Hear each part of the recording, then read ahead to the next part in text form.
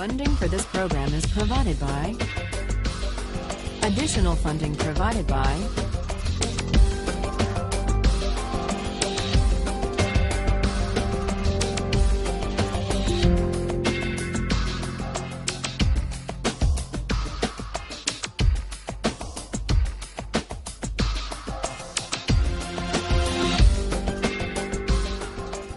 We turn to Aristotle after examining theories, modern theories of justice, that tried to detach considerations of justice and rights from questions of moral desert and virtue. Aristotle disagrees with Kant and Rawls. Aristotle argues that justice is a matter of giving people what they deserve. And the central idea of Aristotle's theory of justice is that in reasoning about justice and rights, we have unavoidably to reason about the purpose or the end or the telos of social practices and institutions. Yes, justice requires giving equal things to equal persons, but the question immediately arises in any debate about justice, equal in what respect? And Aristotle says we need to fill in the answer to that question by looking to the characteristic end or the essential nature or the purpose of the thing we're distributing. And so we discussed Aristotle's example of flutes, who should get the best flutes, and Aristotle's answer was the best flute players. The best flute player should get the best flute because that's a way of honoring the excellence of flute playing. It's a way of rewarding the virtue of the great flute player. What's interesting, though, and this is what we're going to explore today, is that it's not quite so easy to dispense with teleological reasoning when we're thinking about social institutions and political practices. In general, it's hard to do without teleology when we're thinking about ethics, justice, and moral argument.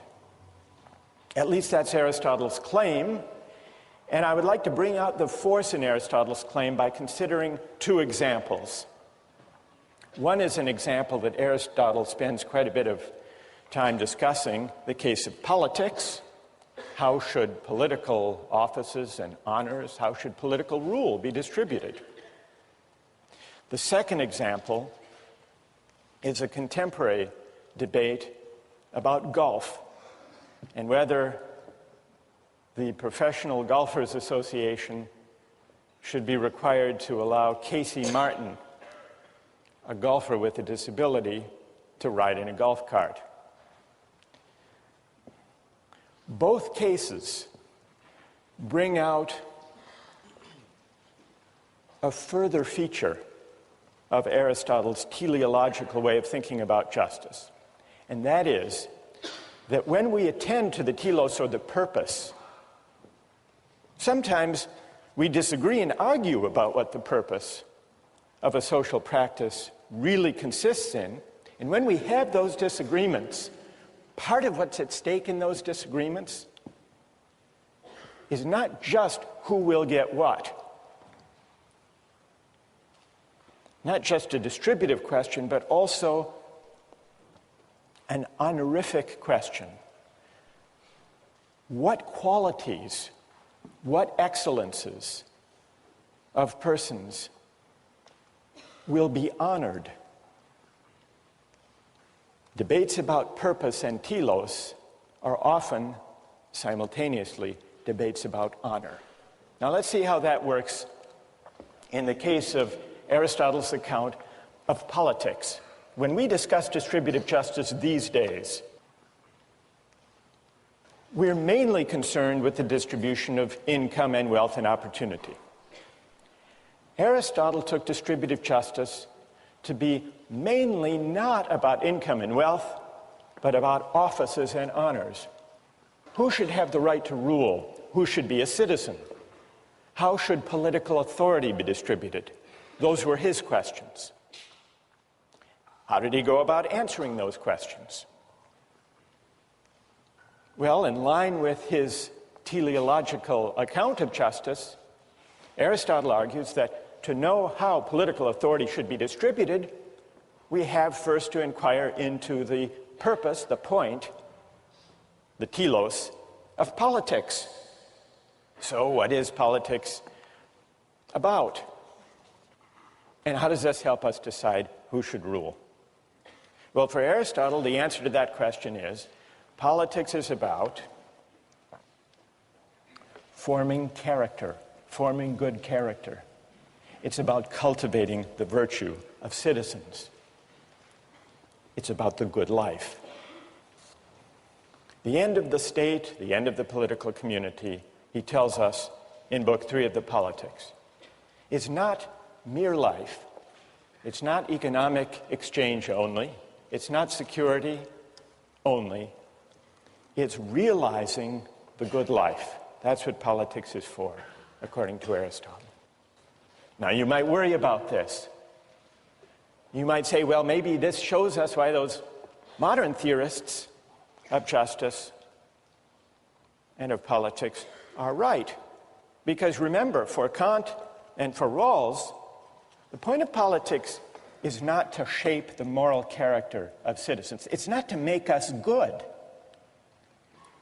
It's to respect our freedom to choose our goods, our values, our ends, consistent with a similar liberty for others. Aristotle disagrees. Any polis which is truly so called, and is not merely one in name, must devote itself to the end of encouraging goodness. Otherwise, political association sinks into a mere alliance. Law becomes a mere covenant, a guarantor of men's rights against one another, instead of being, as it should be, a way of life such as will make the members of a polis good and just. That's Aristotle's view. A polis is not an association for residence on a common site, or for the sake of preventing mutual injustice and easing exchange, Aristotle writes. The end and purpose of a polis is the good life, and the institutions of social life are means to that end. Now, if that's the purpose of politics, of the polis, then Aristotle says we can derive from that the principles of distributive justice, the principles that tell us who should have the greatest say, who should have the greatest measure of political authority. And what's his answer to that question? Well, those who contribute the most to an association of this character, namely an association that aims at the good, should have a greater share in political rule and in the honors of the polis. And the reason is they are in a position to contribute most to what political community is essentially about.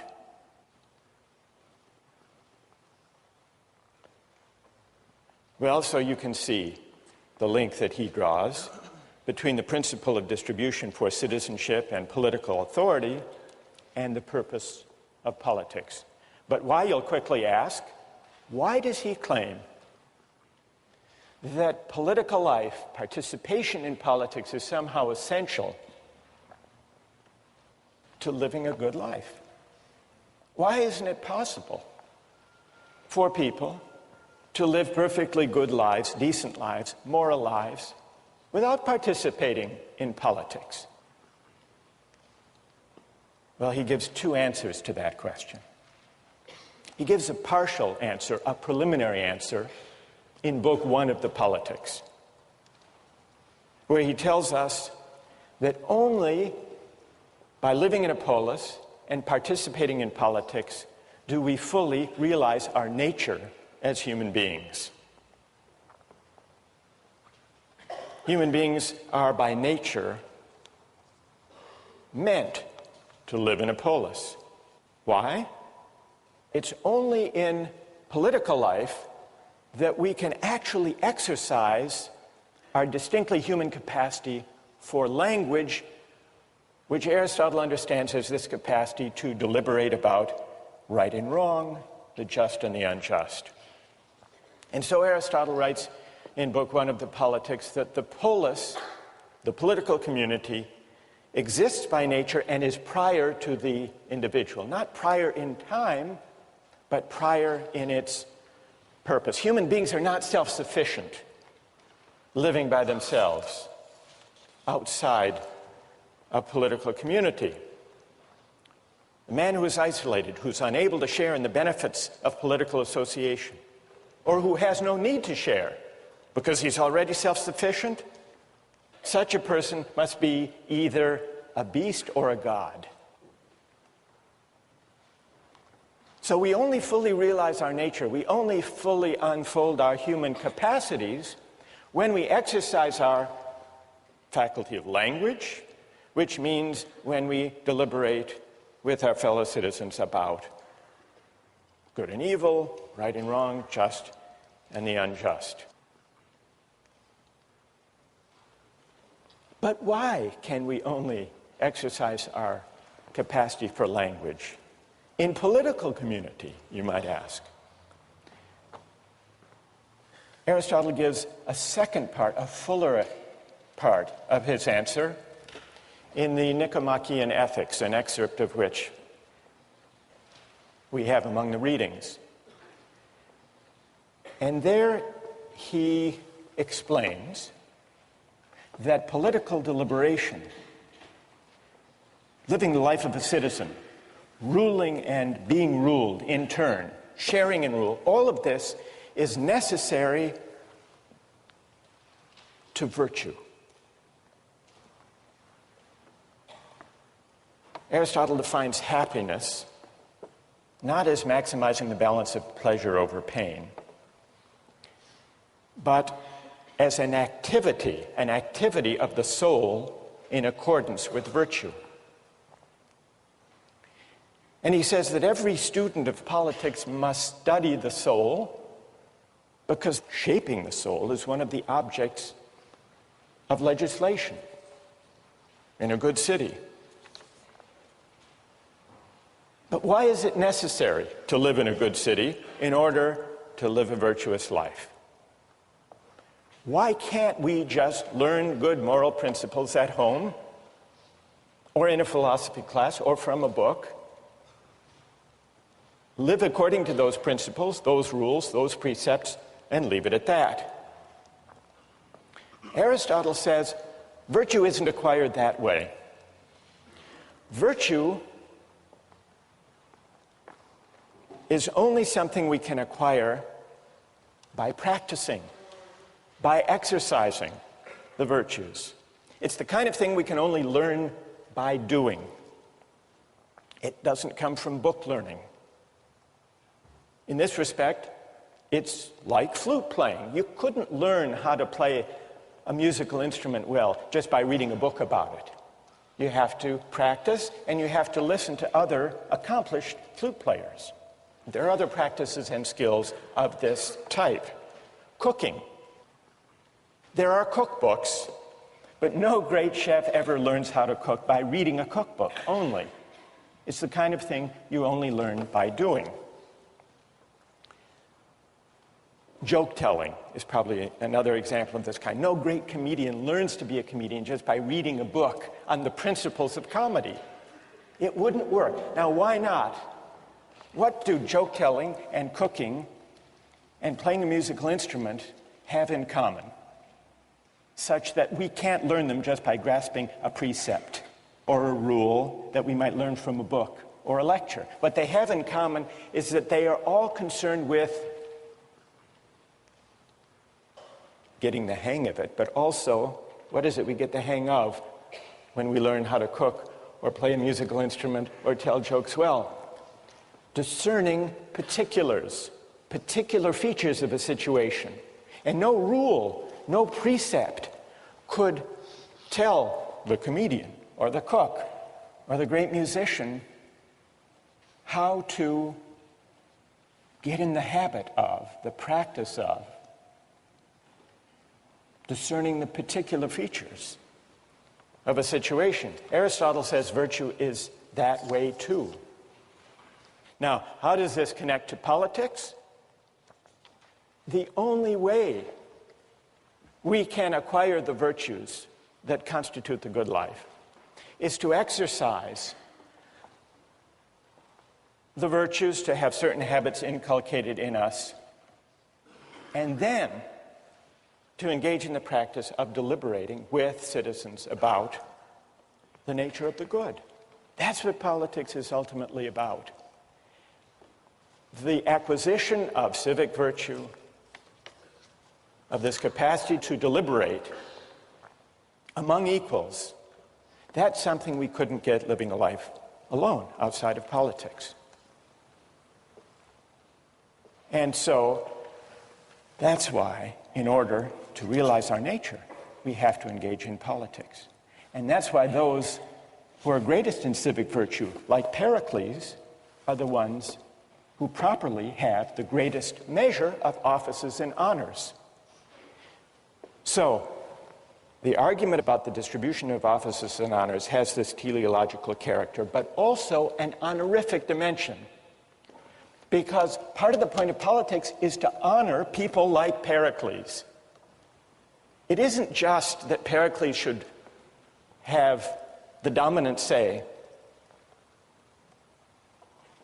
because he has the best judgment and that will lead to the best outcomes, to the best consequences for the citizens. That's true, and that's important. But a further reason people like Pericles should have the greatest measure of offices and honors and political authority and sway in the polis is that part of the point of politics is to single out and honor those who possess the relevant virtue, in this case civic virtue, civic excellence, practical wisdom, to the fullest extent. That's the honorific dimension bound up with Aristotle's account of politics. Here's an example that shows the link in a contemporary controversy, the link to which Aristotle draws our attention between arguments about justice and rights on the one hand, and figuring out the telos, or the purpose of a social practice, on the other. Not only that, the case of Casey Martin and his golf cart also brings out the link between debates about what the purpose of a social practice or a game is, on the one hand, and the question of what qualities should be honored on the other. The link between teleology and honor-based principles of distributive justice. Who was Casey Martin? Well, Casey Martin is a very good golfer, able to compete at the highest levels of golf, but for one thing. He has a rare circulatory problem in his leg that makes it very difficult for him to walk. Not only difficult, but dangerous. And so he asked the PGA, which governs the Pro Tour in golf, to be able to use a golf cart when he competed in professional tournaments. PGA said no, and he sued under the American for Disabilities Act. He sued in a case that went all the way to the United States Supreme Court. The question the Supreme Court had to answer was, does Casey Martin have a right that the PGA allow him to use the golf cart on the tour, or not? How many here think that, from a moral point of view, Casey Martin should have a right to use a golf cart? And how many think that he should not have a right to a golf cart in the tournaments? So the majority are sympathetic to Casey Martin's right, though a substantial minority disagree. Let's first hear from those of you who would rule against Casey Martin. Why would you not say that the PGA must give him a golf cart? Yes. Since the inception of golf, because it's been part of the sport, it's now intrinsically part of golf, walking the course. And thus, because it's intrinsic to golf, I'd argue that not being able to walk the course is just not being able to perform an aspect of the sport which is necessary to performing at a professional level. Good. Stay there for a minute. What's your name?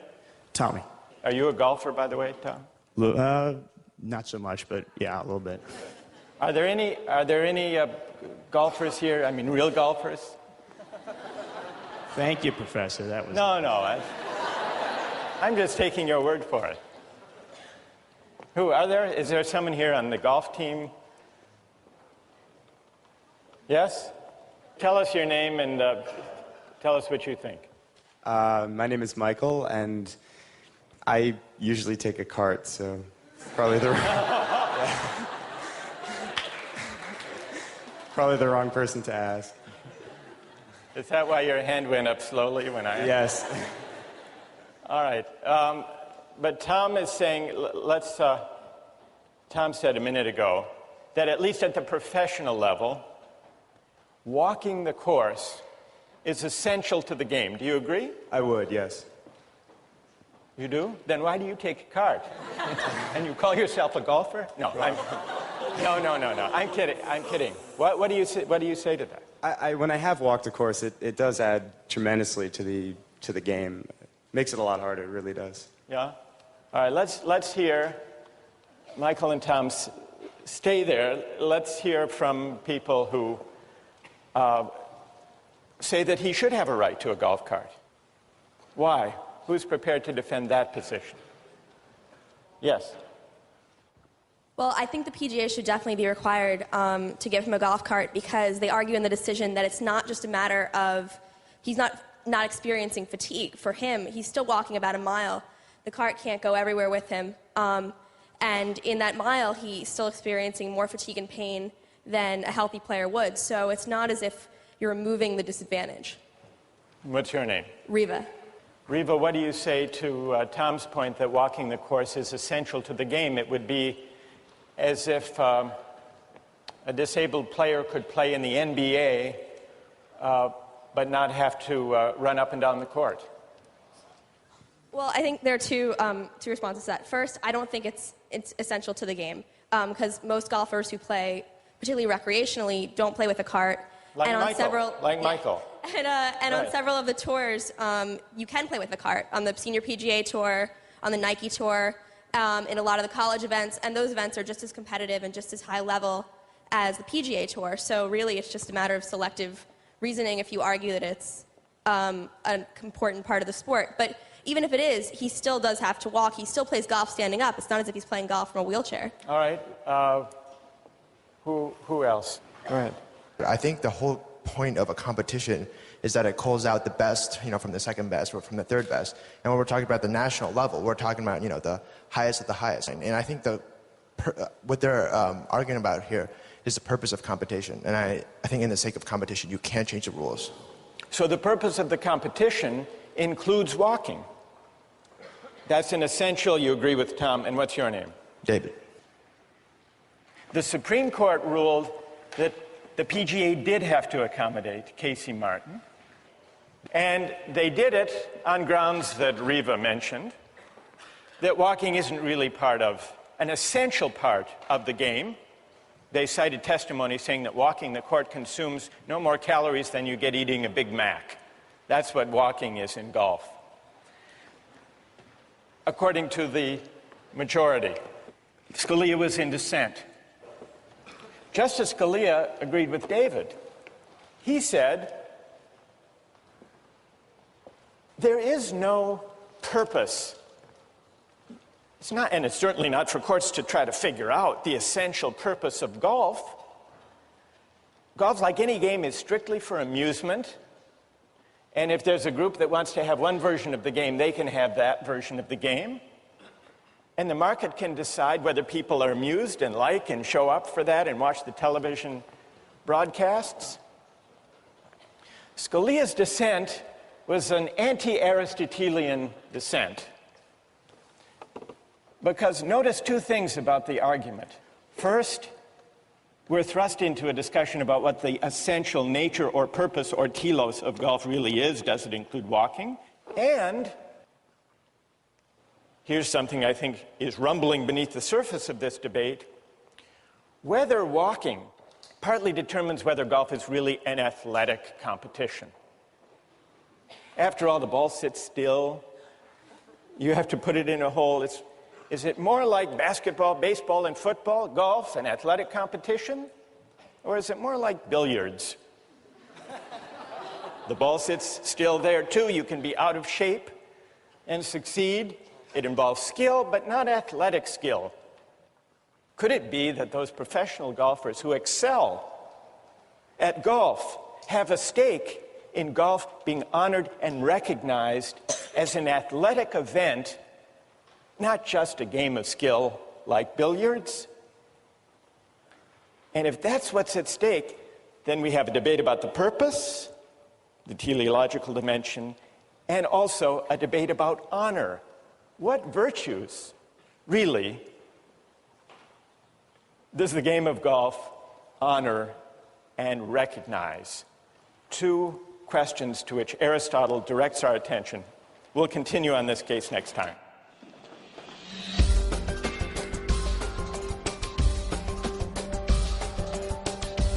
What's strange and seemed paradoxical to me about Aristotle's viewpoint is that if you walk like a pirate and you talk like a pirate, you shouldn't be an investment banker, because that's not what you're inherently supposed to do. If you have a peg leg and an eye patch and a disgruntled disposition, you should be on a pirate ship on the high seas. So he doesn't. Some would say the distinction between the two vocations is not as clear as you suggest. When we ended last time, we were talking about whether Casey Martin has a right to ride in a golf cart in the PGA tournaments. And it's worth remembering how we got into this debate and what's at stake for an understanding of political philosophy.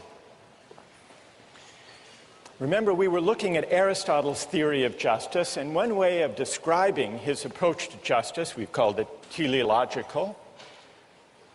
Teleological because he says to allocate rights, we first have to figure out the purpose or the end of the social practice in question. Another way of describing Aristotle's account of justice is that justice is for him a matter of fit. It's a matter of fitting persons with their virtues and excellences to the appropriate roles. Now, I want to finish our discussion about Casey Martin and his claim for a golf cart, and then go back to one more consequential application in Aristotle, namely the question of slavery. What do you think about Casey Martin's request? Should there be an accommodation or not, given the nature of the game and of the tournament and its purposes? Isn't it discrimination if he's not provided the golf cart as an accommodation, say some? Others reply, no, if he got a cart, it would be unfair to the other golfers because they exert themselves, become winded, fatigued, walking the course. That's where we left it. What about the fairness argument? Okay, Jenny. My question was, why doesn't the PGA just make the option of a cart available to all golfers? From our readings, I learned that there are many golf tournaments other than the PGA where using a cart is not prohibited, and for something like the seniors tournament, it's even allowed and encouraged. So why doesn't the PGA just do that? Let everybody use a cart. Or give everyone the option of using a cart and let them pick. So the traditionalists can say, well, I still choose to walk the course, but I do that knowing that I will be more tired at the end than the people who took the cart. Good. All right, so what about Jenny's solution? For the sake of fairness, don't give Casey Martin an advantage, if indeed there is an advantage to riding in a cart. Let everyone who wants to use a cart. Is everyone happy with that solution? Does it put to rest this whole dilemma? Who has an answer for Jenny? Yes. As was brought up last time, if you do that, you kind of ruin some of the spirit of golf, as a lot of people like to see it, if you let everybody take a cart. Even though it gives everybody the same playing field now, it sort of makes golf less of an athletic game, like you pointed out last class. It's just like if someone decides to go into another sport and they want an advantage, like if you have swimming, and then you say, okay, he wants flippers, so why don't we just allow everyone to have flippers during swimming? And what would that do to the Olympic swimming competition if people were free to use Jenny? And here we better let Jenny reply to this. Da says it would sort of spoil the spirit of the athletic competition, as if in Olympic swimming you let anyone who wanted to swim with flippers. All right, Jenny, what do you say to Da? It would spoil the spirit of it. You're also ruining the spirit of golf by not letting people who are really passionate about the game and very good at it compete simply because of an aspect of golf which is not... The main point of golf is you use this club to make strokes and hit it into a hole. I'm sorry, I'm not a golfer, but that's basically the gist of the game from what I see it. And I was reading the PGA versus Casey Martin decision. That was one of the sentences that they said is because walking the course is not an inherent part of golf, only swinging the club is. Good. So Jenny replies to Da, well, it isn't really essential anyhow to walk the course. So we're back to the purpose.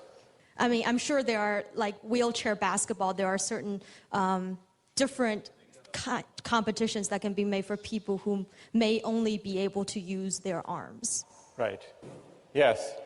Michael, what do you think? And you just said that there's stuff like wheelchair basketball, where if you can't play basketball, there's another option. I think there's other options than the PGA Tour, but the PGA Tour is like, it's the best, it's the pinnacle, and you have to have certain requirements fulfilled to perform. All right, Michael, you want to say to Casey Martin, there is such a thing as the Special Olympics for those who are disabled. Go play in the golfing version of the Special Olympics. That's what you would say, Michael. Yeah. I think that walking is part of the sport of golf, and Casey Martin, if he can't walk the course, then I don't think he should be able to play on the PGA. All right, good. Thank you very much for that exchange. What comes out of this exchange that goes back to Aristotle's theory of justice? Well, one thing is the question, is walking an essential part of golf? And the very fact that deciding whether there is a right for Casey Martin that the PGA must respect seems to depend, as Aristotle suggests it must, on debating and resolving the question, is walking essential to the game of golf? That's one moral of the story. But there's a second moral to the story from an Aristotelian point of view. What's at stake here, this is the second Aristotelian stake in this debate, is honor. Casey Martin wants the accommodation so that he can compete for the honor of winning the best tournaments. Now, why is it that the professional golfers, the great golfers, testified in this case, Jack Nicklaus, Tom Kite, in the readings, against letting them use a cart, and they, I suspect, would be equally vehement, Jenny, in opposing your suggestion of letting everyone ride a cart, and this goes back in a way to Da's point, how to put this gently. Professional golfers are sensitive about whether their sport is really a sport. Because if everyone rode around in a cart, or could, then it would become clear, or clearer, depending on your point of view, that golf is not really an athletic competition, but rather a game of skill, but not a sport. And so not only the question of debating the purpose, the teleological feature, but also from the standpoint of viewing debates about the purpose of golf, what's essential to golf, those debates, Aristotle suggests, inevitably are also debates about the allocation of honor. Because part of the purpose of golf is not just to amuse spectators. Scalia is wrong about that. From Aristotle's point of view, it's not just to provide entertainment. It's not just to make people happy. It's not a mere amusement. It's honoring, it's rewarding, it's recognizing a certain kind of athletic excellence. At least those who have achieved the highest honors have a powerful stake in maintaining that view. Now, some of you took the position, the Scalia position. This is an incredibly difficult and silly question, Scalia said. What is the essential nature of golf? It's not the kind of thing that the United States Supreme Court is equipped to decide or should decide. That's Scalia. But he only says that because he takes a very strong, and as it happens, anti-Aristotelian position on what a game is. It is the very nature of a game to have no object, no point, except amusement, says Scalia. That is what distinguishes games, he says, from productive activity. You can just imagine what kind of sports fan Scalia must be. And so he says it's impossible to say that any of a game's arbitrary rules is essential. And then he quotes Mark Twain's disparaging remark about golf. He says, many consider walking to be the central feature of golf. Hence, Mark Twain's classic criticism of the sport, a good walk spoiled.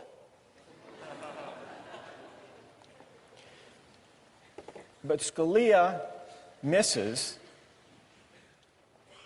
an important feature of games and the arguments about rights and fairness that arise from games when he casts games, sports, athletic competitions as solely for the sake of amusement, as solely a utilitarian activity. But an Aristotelian view of sports says, no, it's not just about amusement. Real sports, real athletic events are also about appreciation, not just amusement. And people who follow sports and care about sports and play sports know this, which is another way of saying there's a difference between a sport and a mere spectacle. And the difference is that a sport is a practice that calls forth and honors and prizes certain excellences, certain virtues, and the people who appreciate those virtues are the true fans, the informed fans, and for them, watching the sport is not mere amusement, but that means that it's always possible to make sense of a debate about what feature of a sport is essential to it. We can make sense of these arguments. Never mind the question whether the court should decide. The PGA, in its own internal deliberations, can make sense of that debate, which is why they cared very much about their view, insisting on their view, that walking and exertion and fatigue are essential, not peripheral parts of sport. Well, this is all to illustrate the teleological and the honorific feature of debates about rights, which Aristotle says we need to take account of in thinking about justice. Now, I want to begin for us to consider whether Aristotle's theory of justice is right or wrong, whether it's persuasive or unpersuasive. And I want to get your thoughts about that. But I want to anticipate one obvious and important objection. If justice is about fitting persons to roles, matching virtues to the appropriate honors and recognition, if that's what justice is, does it leave room for freedom? And this is one of the main objections to Aristotle's teleological account of justice. If certain roles, social roles, are fitting or appropriate to me, where does that leave my right to choose my social roles, my life purposes for myself? What room does teleology leave for freedom? And in fact, you may remember, Rawls rejects teleological accounts of justice because he says that teleological theories of justice threaten the equal basic rights of citizens. So let's begin to examine whether Aristotle is right, and in particular, whether his teleological way of thinking about justice is at odds with freedom. Now, one obvious reason to worry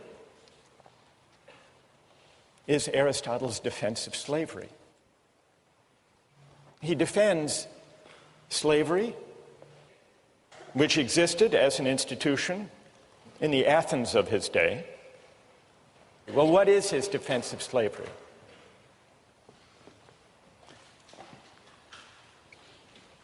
Two conditions have to be met for slavery to be just.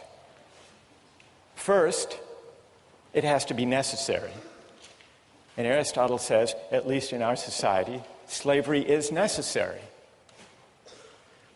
Why is it necessary? If there are to be citizens who are freed from manual and menial and household chores, to go to the assembly, to deliberate about politics, there have to be some who look after those menial tasks, the mere necessities of life. He says, unless you could invent in some science fiction a technological fix,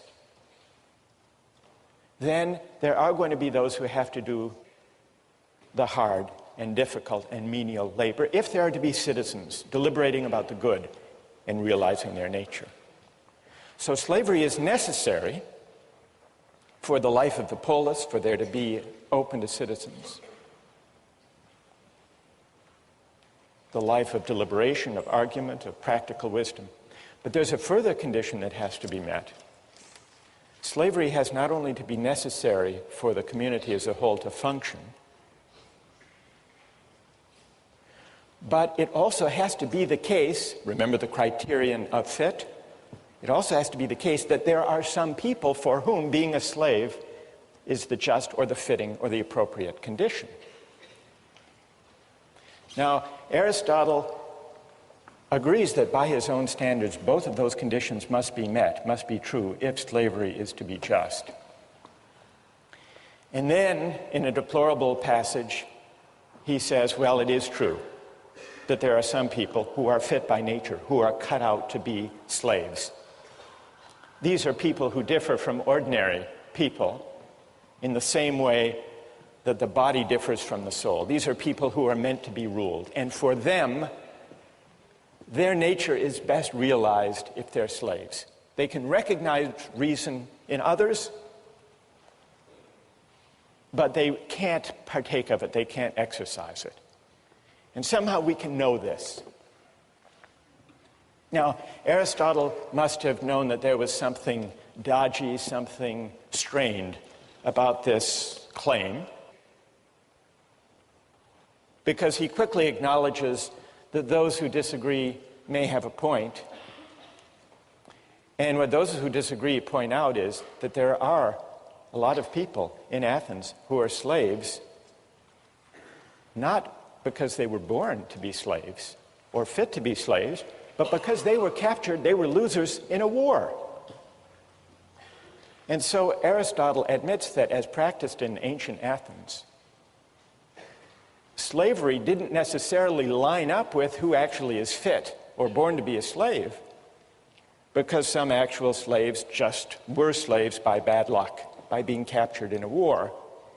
And on Aristotle's own account, even if it's necessary to have slavery for the sake of citizenship, it's unjust if people who aren't properly slaves are cast in that role. There is a misfit. Aristotle recognizes that slavery for those who aren't fit for the task is a kind of coercion. The reason slavery is wrong is not because it's coerced. Coercion is an indicator that it's wrong because it's not natural. If you have to coerce someone into a role, that's a pretty good indication that they don't belong there, that that role isn't fitting for them. And Aristotle recognized this.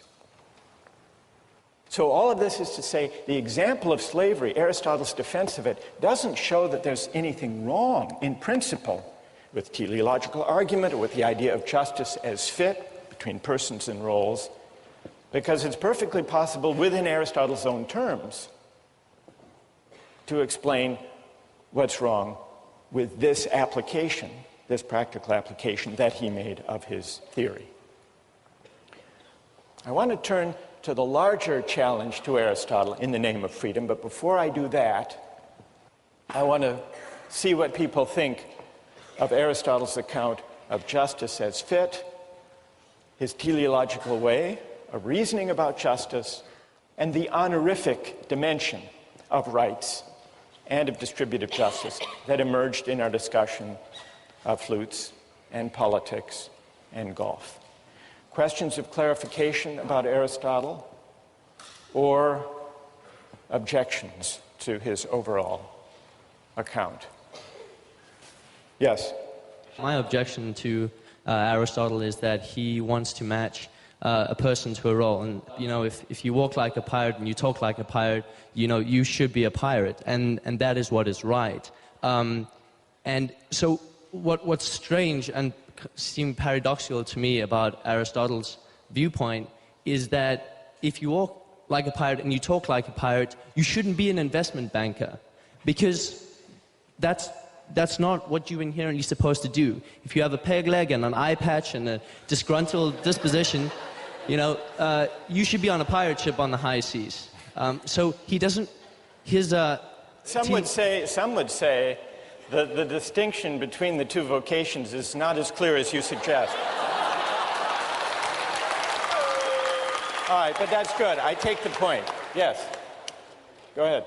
It just seems to ignore individual rights. So I might be the perfect janitor in the whole world, and I can do that job the most efficiently out of anybody that exists right now, but I might not want to do that. I might want to do any other number of pursuits, and it seems to say that that isn't really a good option for me. All right, and what's your name? Mary Kate? Good. All right, let's take a couple more.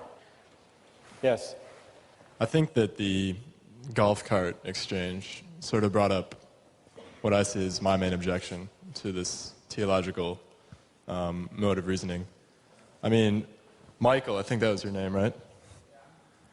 Believes that walking is an inherent part of golf. Myself, I believe that walking is not an inherent part of golf. And I feel that no matter how long we debate this particular point of contention, we're never going to reach an accord. The theological framework of reasoning, I believe, doesn't really allow us to come to any sort of agreement. All right, and what's your name? Patrick. Patrick. All right, let me try to address this set of objections to Aristotle. Let me start with Patrick's. It's an important objection. We had a debate about whether walking is essential to golf, and even in so seemingly trivial, or at least contained a case as that, we couldn't agree.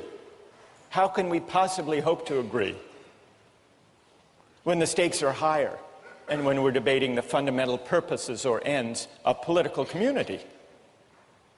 And so if we can't agree on what the ends or the goods of our shared public life consist in, how can we base justice and rights on some notion of what the end or the purpose or the good consists in? That's an important objection, so much so that much modern political theory takes that worry about disagreement over the good as its starting point and concludes that justice and rights and constitutions should not be based on any particular conception of the good or the purposes of political life, but should instead provide a framework of rights that leaves people free to choose their conceptions of the good, their own conceptions of the purposes of life. Now, Mary Kate said, what if a person is very well suited to having a certain role, like the role of being a janitor, but wants something else, wants to reach higher, wants to choose another way of life? So that goes back to this question about freedom. If we take our bearing as persons from roles that are said to fit our nature, shouldn't it at least be up to us to decide what those roles are? In fact, shouldn't it be up to us to define what roles are suitable to us? And that's going to take us back to the confrontation between Aristotle on the one hand and Kant and Rawls on the other. Kant and Rawls think Patrick has a point. They say precisely because people disagree in pluralist societies about the nature of the good life, we shouldn't try to base justice on any particular answer to that question. So they reject teleology. They reject the idea of tying justice to some conception of the good. What's at stake in the debate about teleology, say Rawlsian and Kantian liberals, is this. If you tie justice to a particular conception of the good, if you see justice as a matter of fit between a person and his or her roles, you don't leave room for freedom. And to be free is to be independent of any particular roles or traditions or conventions that may be handed down by my parents or my society. So in order to decide as between these two broad traditions, whether Aristotle is right or whether Kant and Rawls are right, we need to investigate whether the right is prior to the good, question one, and we need to investigate what it means to be a free person, a free moral agent. Does freedom require that I stand toward my roles, my ends, and my purposes as an agent of choice, or as someone trying to discover what my nature really is? Two big questions, and we'll take them up next time.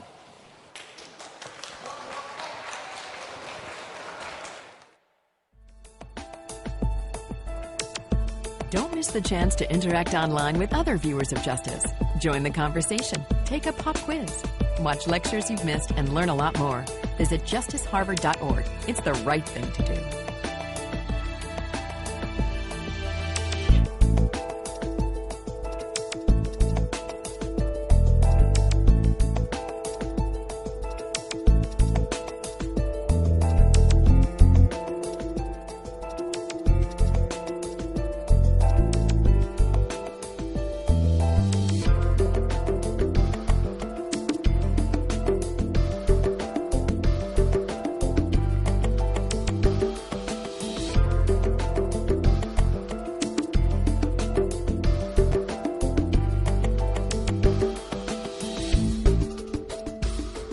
Funding for this program is provided by Additional funding provided by